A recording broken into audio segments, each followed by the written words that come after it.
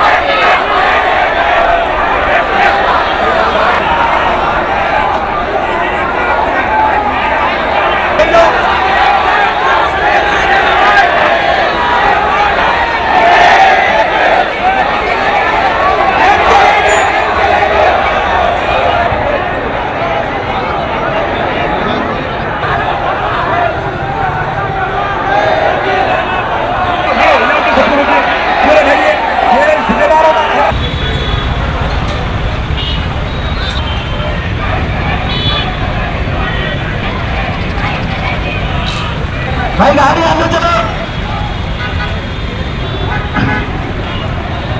भाई आगे चलो।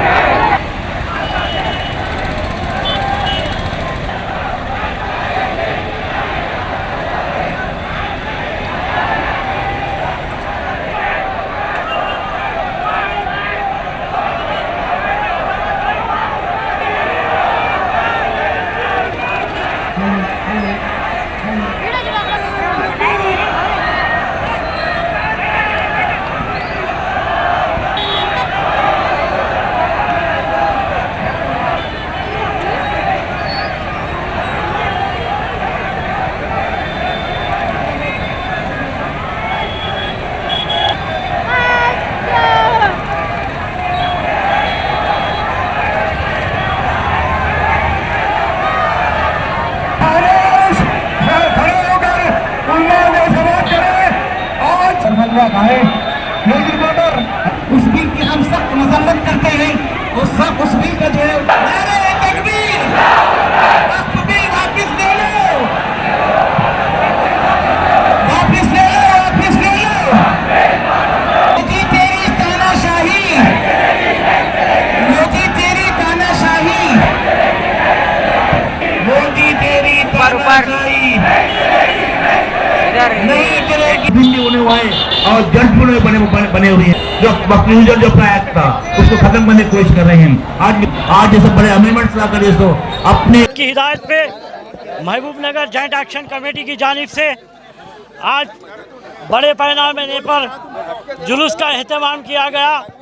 मैं तमाम महबूब नगर के मुसलमानों का, उलमा इकराम का, आइम्मा को और मौज़िनीन को सलाम करता हूँ। आज हज़ारों की तादाद में यहाँ पर मक्का मस्जिद से निकलकर तेलंगाना चौरस्ता पहुँचे हैं। आज देखिए, आज जो पार्लियामेंट में वक्त तरमीमी बिल के ख़िलाफ़ हमने जो एहतजाज किया है, ये तारीख़ी एहतजाज है। आज एहतजाज में आज जो पार्लियामेंट में बिल लाया अमित शाह और मोदी, जो झूठा काला कानून ला के मुसलमानों को परेशान करना चाहते हैं। आप देखिए, अमित शाह पार्लियामेंट की तकरीर में कहते हैं कि वो ये गरीबों, यतीमों और पसमानदा मुसलमानों के लिए बिल लाया गया है, लेकिन ये जो अमेंडमेंट में कहीं भी मुसलमानों के पसमानदा और गरीब मुसलमानों का प्रोविज़न नहीं रखा गया है। ये सिर्फ मुसलमानों को धोखा देने वाला बिल है। आप देखिए, ये कानून वक्फ यूज़र का जो कानून लाया गया है, कलेक्टर को जो कलेक्टर को पावर दिए गए हैं, इसके हम खिलाफ है। आप देखिए, आज दिल्ली के अंदर 126 जो प्रॉपर्टीज औकाफ की है, मदारिस, दरगाहें हैं और तमाम जो है वो डिस्प्यूट पे है, वो कब्जा करने का अमित शाह मोदी का जो है उसके ऊपर नज़र पड़ी है। वो जायदाद 10 लाख करोड़ की जायदाद है, वो जो है अमित शाह ने ललित मोदी के ज़रिए, विजय माल्या के ज़रिए और जो है नीरव मोदी के ज़रिए और किसी और के ज़रिए उसको जो है उन लोगों तक पहुंचाना चाहते हैं। इसी तरीके से एक कानून ऐसा आया है, अगर कोई रोड पे जाने वाला कहेगा ये वक्फ रहमानिया ईदगाह जो है ये ईदगाह नहीं होता है, तो कलेक्टर को अगर कोई दरख्वास्त दिया जाएगा तो उसको रोक दिया जाएगा। वहाँ पर मुसलमानों को नमाज भी पढ़नी नहीं दी जाएगी। जामे मस्जिद है महबूब नगर की, रहमानिया मस्जिद है, ऐसे 200 साल कदीम मसाजिद को डॉक्यूमेंट प्रूव करना है। डॉक्यूमेंट 200 साल पुराने डॉक्यूमेंट कहाँ से लाएंगे? ये मोदी की और अमित शाह की जो है बदमाशी है। ये कानून हमारे लिए काला है। हम मुस्लिम पर्सनल बोर्ड के मुस्लिम पर्सनल बोर्ड महबूब नगर में जॉइंट एक्शन कमेटी को कन्वीनर मोहसिन खान मेरा नाम है। आज हमारी आवाज़ पर यानी जॉइंट एक्शन कमेटी और पर्सनल लॉ बोर्ड के आवाज़ पर लब्बैक बोलकर सारे महबूब नगर के मुसलमान रोडों पे उतर कर आ गए। आज हमारा एक ही मुतालबा है मोदी गवर्नमेंट से, ये जो वक्फ कानून, काला कानून हम पे लागू करे हैं, इसको फ़ौरन वापस लो, क्योंकि आज हिंदुस्तान के कोने कोने में इस वक्फ कानून के खिलाफ एहतजाज हो रहा है। महबूब नगर में भी बड़े पैमाने पर हज़ारों की तादाद में आज लोग निकल कर आए और सभी ने एक ही मुतालबा किया, या तो मोदी गवर्नमेंट हटाओ या तो ये वक्फ कानून हटाओ। हम चंद्रबाबू नायडू और नीतीश कुमार, चिराग पासवान, जितने भी अलायंस पार्टी से उनसे भी मुतालबा करते हैं कि इस वक्फ कानून को जल्द से जल्द रिजेक्ट करे और हमारे को हिंदुस्तान की अदालतों पे, सुप्रीम कोर्ट पर भी हमें भरोसा है ये वक्फ कानून वापस होगा। सुप्रीम कोर्ट मदाखलत कर इस कानून को वापस लेगा, वापस लेने के लिए हुकूमत को कहेगा। ये उम्मीद करते हुए अगर ये कानून वापस नहीं हुआ तो हमारे एजिटेशंस कंटिन्यू इसी तरह चलते रहेंगे। हम रिले हंगर स्ट्राइक भी करेंगे। सारे हिंदुस्तान में एजिटेशन कानून वापस होने तक चलते रहेंगे। आवाज़ चलो, अज़ान हो गई। आज जॉइंट एक्शन कमेटी की कॉल पर मुस्लिम पर्सनल लॉ बोर्ड एक एहतजाजी रैली वक्फ बिल को वापस लेने के लिए मुनक़िद की गई है। मैं तमाम मुसलमानों का जिन्होंने जोक बजोक इस रैली में जियालम की तरह एहतजाजी रैली में हिस्सा लिया, मैं मुबारकबाद देते हुए मैं ये कहूँगा कि हिंदुस्तान एक डेमोक्रेटिक कंट्री है। आज इस डेमोक्रेटिक कंट्री में दस्तूर की धज्जियाँ उड़ाई गई हैं। दस्तूर में आर्टिकल 14, 15, 25, 26 इस बात की ज़मानत देता है कि मुसलमान अपने अमलाक को बाकी रख सकते हैं, अपनी तालीम जारी रख सकते हैं और अपने हुकूक़ के लिए लड़ सकते हैं। आज देखिए इस पार्लियामेंट में ये काला कानून, ये स्याह कानून, ये कानून नहीं बल्कि ये लुटेराओं का कानून है। ये सिर्फ अंबानी की जायदाद को बचाने के लिए, जिसने बम्बे में यतीम खाने, मुस्लिम यतीम खाने पे जो अपनी बिल्डिंग करोड़ों की अरबों की बिल्डिंग बनाई है, उसको बचाने के लिए ये स्याह कानून बनाया गया। चूँकि हम देखते आ रहे हैं, इससे पहले ये मोदी हुकूमत हमेशा से कहती है कि हम हिंदू वोटों के हिंदुत्व के ज़रिए हम जीते हैं। तो मैं कहना चाहता हूँ मोदी साहब, आप हिंदू वोटों से जीते हैं तो हिंदू के मनादिर के लिए काम कीजिए, हिंदू बरादरी के लिए काम कीजिए। क्यों मुसलमानों के लिए आपके लिए इतना दिल में शौक़ पैदा होगा?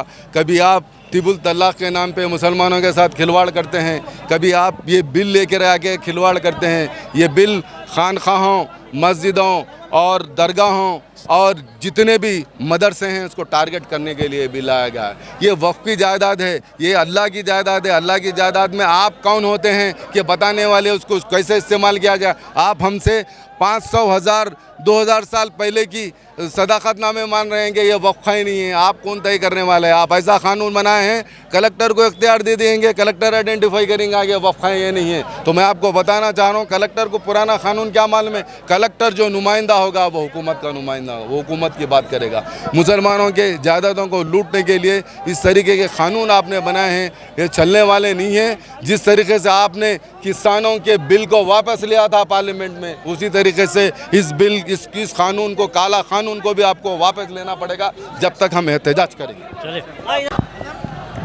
आज जॉइंट एक्शन कमेटी महबूबनगर की जानिब से एक एहतजाजी रैली का इनेकाद अमल में लाया गया था, जिसमें मुख्तलिफ सियासी जमातों कांग्रेस, BRS, मजलिस इत्तेहादुल मुस्लिमीन, मुस्लिम लीग, मिली महाज, जमात इस्लामी और दीगर जमात उलमा हिंद, CPI, CPM और दीगर तंजीम पार्टियों की जानिब से कायदीन, कारकुनों और महबूबनगर के मुस्लिम नौजवानों की कसीर तादाद में शिरकत फरमाकर इस रैली को कामयाब बनाया है। मैं तमाम का फ़र्दन शुक्रिया अदा करता हूँ।